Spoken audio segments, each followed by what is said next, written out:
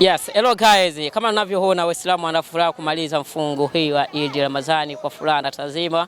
Tuko na kaka hapa kupiga naye story moja mbili tatu kuhusiana na yale ambao walikwenda kukutana nayo kabla ya kufunga na hadi sasa hivi. Kaka, mambo vipi? Poa kaka. Uko poa? Niko poa. Kama jitambulisha katika studio ya MBL Online TV. Yes. Nini? Unasemaje? Jitambulishe kwenye studio ya MBL Online TV. Kwa majina naitwa Juma Ramadhani. Juma Ramadhani. Ndo kwa majina naitwa. Baadaye kwamba nimekwenda kukuona ukidandia vizuri kabisa. Wewe ni Muislamu au jamaa ni Muislamu kanzu? Yaani ukisikia Muislamu, yaani Muislamu ndo jina langu kabisa. Muislamu mwenyewe ndo jina langu. Ndio jina lako. Kabisa. Bwana, siku leo ni kwamba tumekwenda kuona mkikusanyika kwa asilimia kubwa sana kama jinsi ambavyo sisi wenyewe tulitamani kuona kwamba Waislamu wakikusanyika kama hivi. Lakini ni kwa mara ya kwanza kabisa Nyarugusu haijawahi kutokea kitu kama na hichi kukutana katika ukumbi wa Youth Center. Ni kitu gani ambacho mlikwenda kuona kwenda kukutanika kwenye ukumbi wa Youth Center na ni kitu gani ambacho mlikwenda kukiandaa? Maana nimeona watu wamejitokeza kwa wingi sana. Yes. So hapa kwenye Youth Center before kulikuwa kuna taalimu, yani so ilikuwa ni mashindano.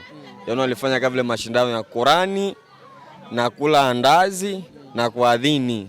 Kwa wakaona so ikapendelea waje weweke kwa hapa. Ilikuwa mashindano ya kusoma Qurani. Sasa ukisema kitu kimoja mashindano, ndio maana mimi mwenyewe nilikuwa nishaanza kutafuta kwenye kichwa changu labda zile za kwenda pale hospital tunakwenda pale. Unajua tena Kiswahili cha huko. Ni Kiswahili cha huko. Asante sana. Na kwa hiyo washindi waliboga kwa nani zaidi sana?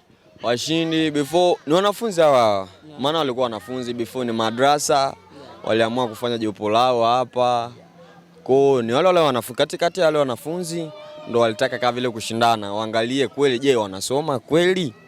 Kwa mwalimu anachokifanya kweli wanashika kweli? Kwa ndo mwalimu akaona, wakakaa chini kaonekana hamna wake kidogo kitu nini.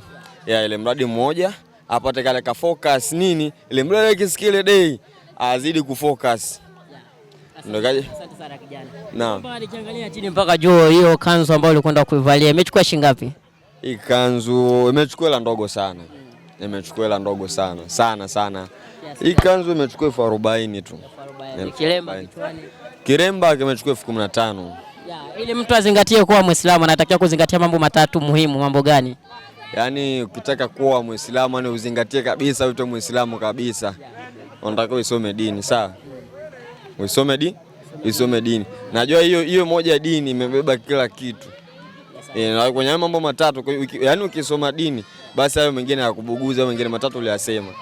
Na kwa sasa hivi kwa wewe ni kitu gani ambacho ulikwenda kukimisi wakati wa mfungo huu wa Eid? Kile kitu ambacho ulikuwa unakwenda kukimisi kipindi ambacho mnafunga na kiasi kwamba gisi mmekwisha kufungua, wewe kama wewe unatamani kwenda kukifanya na tayari kabla yani ushakifanya. Ni kitu gani? In short nilimisi vitu vingi sana.